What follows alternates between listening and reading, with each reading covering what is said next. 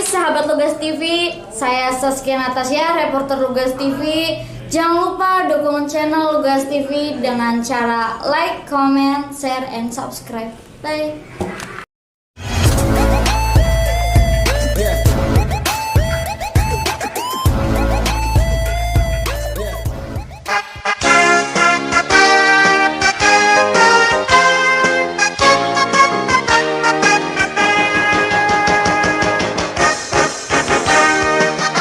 Pemuda-pemudi Indonesia yang tergabung satu dalam Karang Taruna. Kami penerus cita-cita bangsa demi kejayaan Republik Indonesia. Karang Taruna milik kita semua, pengemban amanat bangsa tercinta menuju cita-cita Pancasila, negara adil makmur sentosa. Semoga Tuhan selalu bersama kita dalam menunaikan tugas mulia. Bersatu padulah kita semua di bawah panji Karang Taruna. Assalamualaikum warahmatullahi wabarakatuh, sahabat Lugas TV dimanapun Anda berada. Malam ini saya kebetulan lewat di tepatnya di Ramanuju Cilegon. Saya lihat ada ramai-ramai ini, sepertinya seru nih. Akhirnya saya gerbek langsung, ternyata salah satu banyak pemuda yang sedang berkumpul. Dan setelah saya tanya-tanya, ternyata pemuda-pemuda ini adalah pemuda-pemuda Indonesia yang tangguh. Salah satu organisasi kepemudaan yaitu Karang Taruna, organisasi kepemudaan di Indonesia. Untuk lebih detailnya langsung aja kita tanya-tanya. Di sini ada Bung Macil. Selamat malam Bung Macil, dan juga ada Bung Gatot ya dari perwakilan dari provinsi. Saya boleh tanya-tanya nih, terus sebelumnya terima kasih banyak, ini udah ada hidangan buka puasanya ini lumayan kenyang, ini udah habis 4 piring saya di sini. Begini Bung Macil atau Bung Gatot, saya boleh tanya apa sih Karang Taruna ini? Dan Karang Taruna ini hanya untuk pemuda saja atau ada ada batasan-batasan usianya? Silakan, siapa yang menjawab? Saya. Ya. Baik. Terima kasih Bung Wahyu dari Lugas TV ya, sudah berkenan mampir. Assalamualaikum warahmatullahi wabarakatuh. Saya Gatot Yanes, Sekjen Karang Taruna Provinsi Banten. Ketepatan pada beberapa hari jelang Idul Fitri selama Ramadan ini, salah satu kegiatan yang dilakukan oleh Karang Taruna Provinsi Banten di bawah pimpinan Ketua Bung Haji Andika Hazrumi adalah melakukan kegiatan yang namanya rapat konsultasi atau disingkat rakon. Rakon ini kita lakukan secara roadshow keliling kabupaten kota, dari mulai Tangerang Selatan ke Serang, dan malam ini adalah hari ke-7 di Cilegon. Besok hari terakhir kami akan melakukan rakon di Karang Taruna Kabupaten Pandeglang. Menyambung pertanyaan Bung Wahyu tentang apakah Karang Taruna. Karang Taruna adalah organisasi sosial yang bergerak di bidang pengembangan usaha kesejahteraan sosial, khususnya yang ada di kalangan generasi muda. Dasar hukumnya adalah yang pertama ada Undang-Undang Nomor 11 Tahun 2009 tentang kesejahteraan sosial. Kemudian yang kedua, Karang Taruna kedudukannya diatur di dalam Peraturan Menteri Sosial Nomor 25 Tahun 2019 tentang Karang Taruna. Itu dasar hukumnya. Terus untuk batasan tadi yang saya tanyakan, batasan itu apakah ada batas ditentukan batasnya atau ada bebas gitu? Dalam literatur Karang Taruna, nah ini memang ada, kalau kita melihat di Indonesia ini ya, ketentuan hukum yang mengatur tentang kepemudaan itu kita punya 2 rujukan. Kalau undang-undang kepemudaan yang biasanya dipakai oleh teman-teman yang bernaung di bawah Kementerian Pemuda dan Olahraga, sebut saja KMPI misalnya ya kan, itu batasan usia pemuda versinya teman-teman di sana kan kalau tidak salah 30 tahun gitu ya.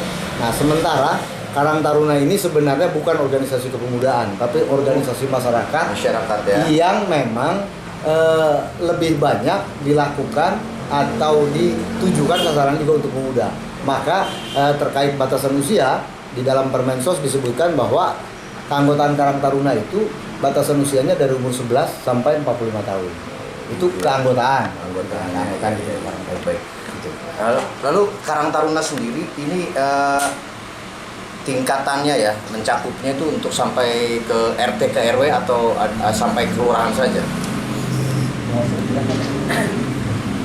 Baik, untuk kepengurusan Karang Taruna ini dari tingkat nasional sampai dengan tingkat RT RW. Jadi tingkat provinsi, tingkat nasional, tingkat provinsi sampai dengan tingkat kabupaten kota, tingkat kecamatan, tingkat kelurahan sampai dengan tingkat RT RW.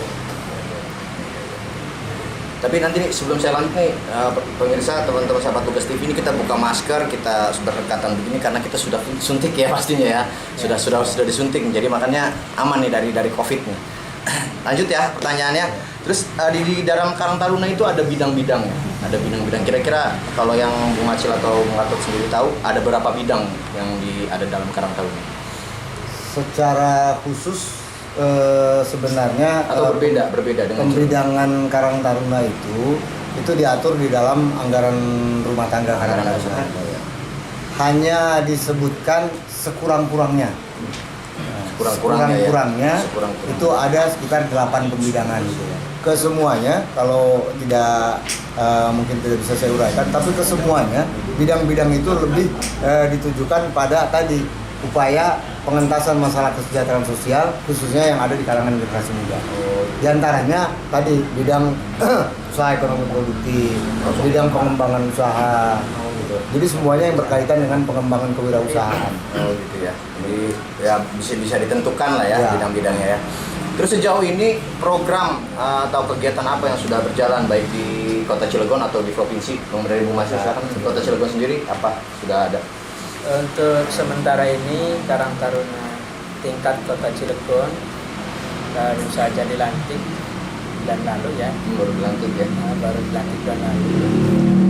Sebagaimana fungsinya, Karang Taruna Kota hanya melakukan pembinaan satu tingkat di bawahnya, yaitu Karang Taruna Kecamatan. Karang Taruna Kecamatan melakukan pembinaan untuk Karang Taruna Kelurahan. Artinya Karang Taruna Kota yang hanya bersifat pembinaan saja pada Karang Taruna di bawahnya. Hal-hal lain tentu karena memang keberadaan Karang Taruna ini adanya di kelurahan, yang lebih fokus melakukan program-programnya adalah di Karang Taruna Kelurahan. Itu saja. Untuk provinsi sendiri, apa sudah berjalan?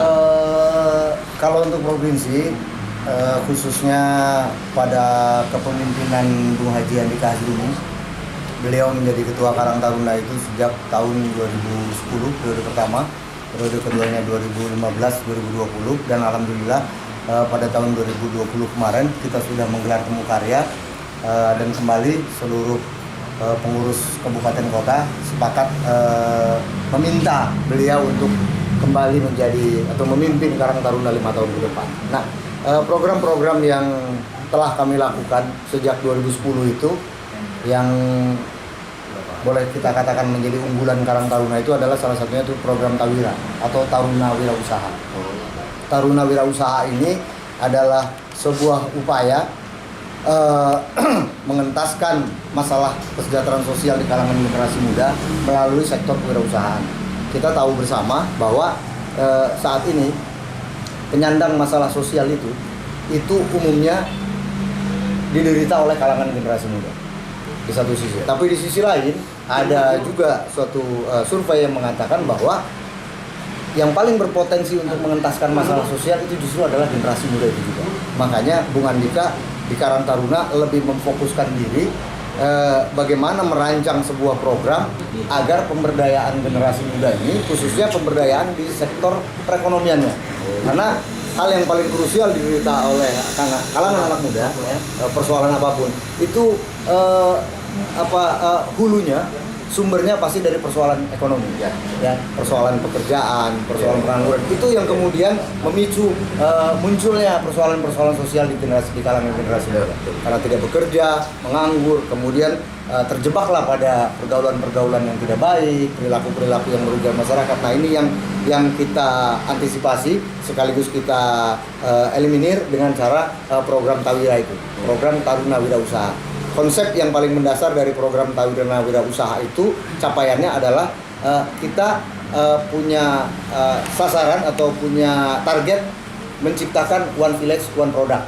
Jadi waktu itu kita inginkan dalam satu kecamatan harus ada satu desa atau kelurahan yang punya produk unggulan, yang kita harapkan produk unggulan ini bisa memberdayakan generasi muda di sana agar mereka terlepas dari persoalan pengangguran. Karena kita tahu kalau mengandalkan lapangan kerja saja, seperti apa sekarang persaingan yang ketat, sudah sempit. Jadi Karang Taruna mengajak generasi muda jangan melulu mengandalkan mencari kerja, ayo gunakan peluang yang ada, ayo gunakan kemampuan berpikirnya untuk menciptakan lapangan kerja melalui kewirausahaan. Luar biasa, mantap sekali nih. Jadi asik nih, bincang-bincangnya asik sekali, sahabat Tugas TV. Sedikit saya tambahkan. Oh iya, ada tambahan. Tadi ada sebutkan program unggulan Karang Taruna itu betul Tawira Usaha, Tawira Taruna Wirausaha. Karena memang kebetulan pelaku atau pelaksana kegiatan tersebut adalah kata Karang Taruna Kelurahan, sehingga harus ada pengawasan secara khusus oleh Karang Taruna Kecamatan. Oleh karena itu kemarin setelah ada diskusi kecil dengan pengurus provinsi, kita juga diamanahi untuk bagaimana mengajak rekan-rekan pemuda di Kota Cilegon untuk tidak tergantung pada industri. Kita bagaimana menciptakan dunia usaha sendiri walaupun kecil tapi dapat dirasakan langsung oleh kalangan pemuda. Nah, salah satunya adalah Tawira ini. Dan insya Allah Karang Taruna Kota Cilegon akan lebih mengutamakan program tersebut, dan itu pun amanah dari pengurus provinsi untuk bagaimana memberdayakan pemuda di Kota Cilegon yang sekarang industrinya lebih pada padat modal. Baik, untuk kegiatan Bung Gatot atau Bung Macil, kegiatan yang ini kan bulan suci Ramadan. Di bulan suci Ramadan ini apakah sudah dari awal bulan pertama kita berpuasa itu apakah ada kegiatan selain di acara malam ini, apa sebelumnya sudah ada kegiatan? Apa ada kegiatan dari kelurahan atau dari kecamatan? Cilegon sendiri gimana? Untuk momen-momen di bulan suci Ramadan ini sangat luar biasa, dapat dirasakan oleh kita semua, hampir seluruh Karang Taruna Kelurahan berkolaborasi dengan Karang Taruna Kecamatan melakukan kegiatan-kegiatan seperti sambutan. Dari awal masuknya bulan suci Ramadan ini, banyak kegiatan-kegiatan yang dilakukan oleh Karang Taruna Kelurahan, dikawal oleh Karang Taruna Kecamatan, yang semacam santunan dan buka puasa bersama. Sudah ada ya, sudah berjalan. Sudah berjalan dari itu. Dan ini mungkin di Cilegon mudah-mudahan untuk tahun ini penutupannya dengan dihadiri oleh teman-teman dari Karang Taruna Provinsi.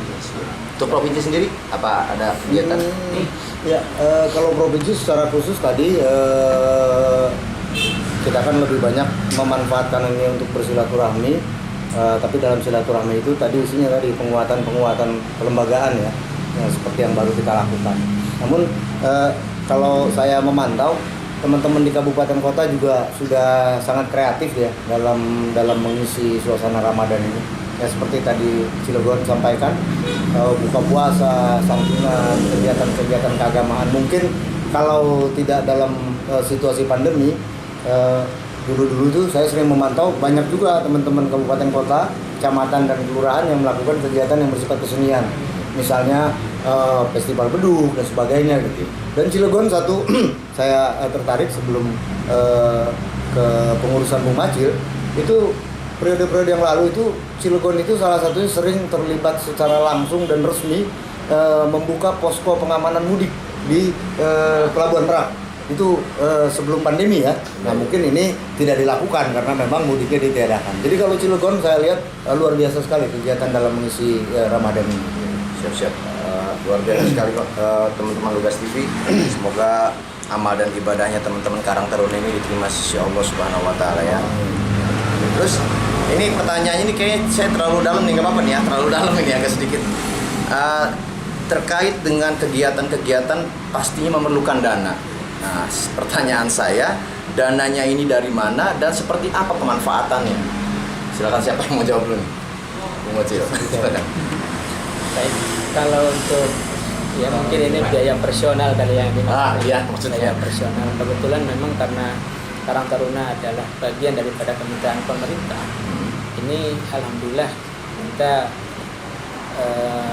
mendapatkan bantuan biaya operasional untuk kepengurusan tingkat Kota Cilegon. Walaupun tidak setiap tahunnya kita mendapatkan itu. Tapi memang kebetulan alhamdulillah kalau untuk Karang Taruna kelurahan sejak tahun 2019 Karang Taruna Kota Cilegon tingkat kelurahan mendapatkan anggaran sebesar 25 juta pemberdayaan. Itu dari mana itu? Dari pemerintah. Dari pemerintah. Dan selain dari pemerintah juga kita bekerjasama dengan sumber-sumber kesejahteraan lain seperti BUMD, BUMS yang ada di sekitar kelurahan. Yaitu kalau sumber untuk kegiatan-kegiatan Karang Taruna, saya kira dari sumber yang paling utama adalah sumber dari pemerintah. APBD ya mungkin ya. APBD ya. Terus dari Bung Gatot sendiri provinsi sama juga seperti itu ya. Takutnya ada aturan lain. Nah, lalu ini di masa pandemik nih, di masa pandemi COVID-19 ini, baik dalam bentuk keramaian kan dilarang ya. Terus kita juga harus memakai protokol kesehatan. Terus bagaimana dalam menjalankan kegiatan-kegiatan kemarin? Apakah ada contoh beberapa kegiatan yang memang kita sudah memakai protokol kesehatan yang diatur oleh pemerintah? Apa sudah ada berjalan? Secara sudah ada otomatis, ya? Itu otomatis ya pasti karena dijalankan. himbauan ini sudah kita terima dari awal-awal adanya pandemi ini, sehingga penggunaan masker dan jaga jarak sudah dilakukan. Apa sudah ada? Sudah berjalan ya? Sudah berjalan. Jadi kemarin itu sahabat Lugas TV, walaupun ada beberapa kegiatan yang dijalankan oleh Karang Taruna ini, beliau tetap mematuhi protokol kesehatan yang dianjurkan oleh pemerintah. Terus kira-kira takut pemirsa atau teman-teman Lugas TV ini pengen jadi Karang Taruna nih, itu seperti apa sih teman-teman ini pengen tahu manfaatnya itu apa gitu? Kira-kira untuk di lingkungan sendiri itu apa ada yang bisa menjelaskan nih, Bung Gatot atau Bung Wajil? Bung Gatot silakan. Kayaknya provinsi yang lebih ini nih.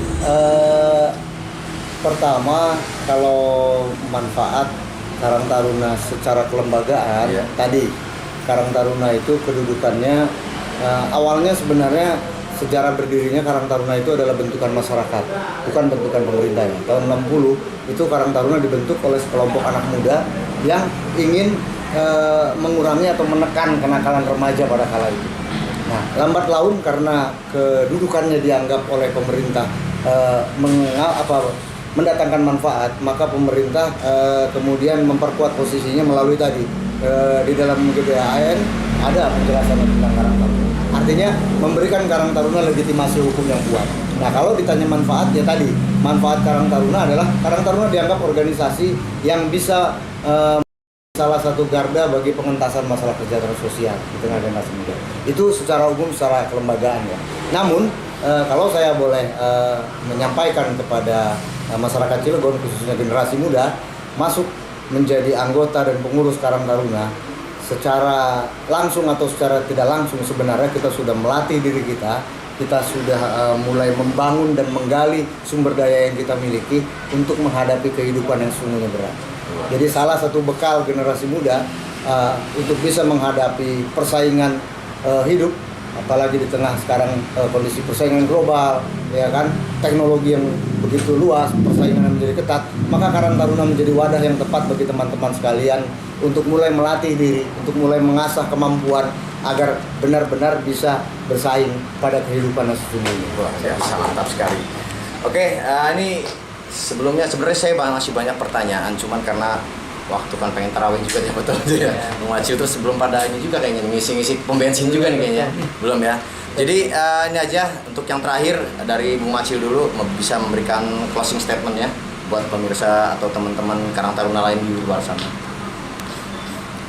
Baik, rekan-rekan kader Karang Taruna dan masyarakat Karang Taruna, di tengah persoalan yang kita alami, salah satunya adalah pandemi COVID-19, tentu banyak hal yang terjadi dalam kehidupan kita.